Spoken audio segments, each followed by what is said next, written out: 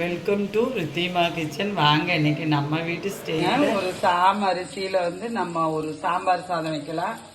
பருப்பு அவங்கவுங்க விருப்ப பிரகாரம் பாசிப்பயிறு பருப்பு போட்டுக்கலாம், துவரப்பருப்பு போட்டுக்கலாம். நான் வந்து துவரப்பருப்பு தான் போட்டிருக்கேன். 4 வெள்ளைப்பூண்டு கொட்டி வச்சிருக்கேன், அதுவும் போட்டுற போறேன். ஒரு தக்காளி,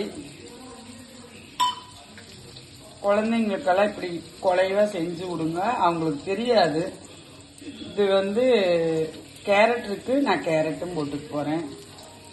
பீன்ஸு ஒரு 4 பீன்ஸு, ஒரு கேரட் போட்டிருக்கேன். ஒரு சின்ன முள்ளங்கி, ஒரு கத்திரிக்காய், அது கூடவே வந்து ஒரு பச்சை மிளகா. இப்போ வந்து இந்த அரிசிக்கு இந்த காய்க்கு தக்குன தண்ணி ஊற்றிட போறேன். பாருங்க, நான் 1 டம்ளர் அரிசி எடுத்திருக்கேன்.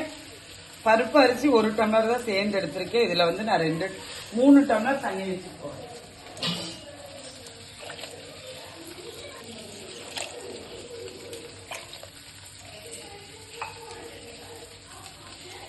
பாருங்க, இதுலயே உப்பும் போட்டு போறேன், மஞ்சள் பொடி போட்டு போறேன். நம்ம வீட்டுக்கு தகுந்த அளவுக்கு சாம்பார் பொடியும் போட்டு போறேன். இதுலயே மிளகா, இந்த பெருங்காய பொடி போட்டுட்டேன். இந்த காரம் வந்து எனக்கு சாம்பார் பொடியோட காரம் வந்து போதுமான அளவு இருக்குது. நான் கொஞ்சம் மிளகா பொடி இதுலயே போட்டு போறேன். பாருங்க, கொஞ்சம் காரத்துக்கு தகுந்த மிளகா பொடி போட்டு போறேன். இது பெரியவங்க சாப்பிட்றதுக்கா, அதனால அதுலயே மிளகா பொடி போட்டுட்டேன். 5-6 சின்ன வெங்காயம் போடணும். நான் பெரிய வெங்காயம் தான் 1/2 வெங்காயம் கட் பண்ணிருக்கேன், அது போட்டு போறேன். சின்ன வெங்காயம் போடுறதா நல்லது, சாம்பார் சாப்பாடு நல்லா மணமா இருக்கும். மூடி போட்டுட்டேன். வந்து ஒரு 3 விசில் விட்டுக்கலாம், அப்ப சாப்பாடு நல்லா குலைவா வந்துருங்க. பாருங்க, சாம்பார் ரைஸுக்கு தாளிப்பு ஊற்றிக்கலாம். சாதாரண தாளிப்பு போடுற போலதான். 2 வெந்தயம் போட்டுக்கிறேன், பரமல்லியும் போட்டு போறேன். 1/2 வெங்காயம், கருவேப்பிலும் வெங்காயம் போட்டிருக்கேன்.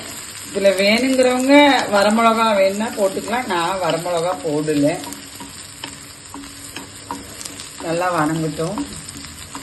நெய்யில தாளிச்சுக்கலாம், குழந்தைங்களுக்கெல்லாம் கொடுக்குறவங்க, பெரியவங்களும் நெய் ஊற்றி சாப்பிடலாம், தப்பில்லை. நான் வந்து இன்னைக்கு நெய் ஊத்துல சாப்பிடும்போது வேணா கூட மேல ஒரு ஸ்பூன் நெய் விட்டுக்கலாம்.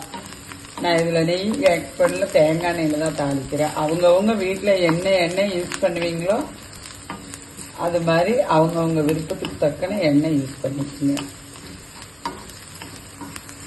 இந்த டைம் வந்து நான் அதுல ஜீரக பொடி போடாம விட்டுட்டேன். சாம்பார் சாதத்துல நம்ம சாம்பார் பொடியிலயும் இதெல்லாம் இருக்கும், ஆனாலும் நம்ம வீட்டுல பொடிச்சு வச்சிருக்கிற இவ்வளவு ஜீரக பொடி இதுல போட்டு போறேன் எண்ணெயில.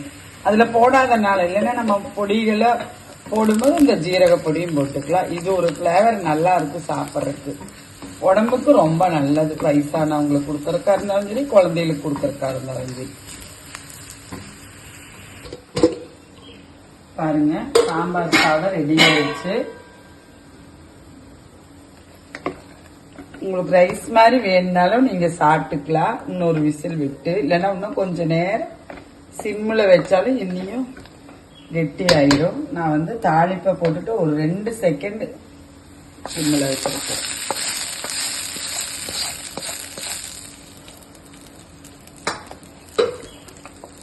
இவ்வளவு காய்கறி எல்லாமே அவங்கவுங்க விருப்பங்க. இந்த டைம் நீங்க எல்லா சாப்பாடுக்கு வேணாலும் நெய் ஊற்றிக்கலாம், இல்லைன்னா சாப்பிட்றவங்களுக்கு மாத்திரம் கூடி பிளைட் பண்ணிட்டு கூடி நெய் ஊற்றிக்கலாம்.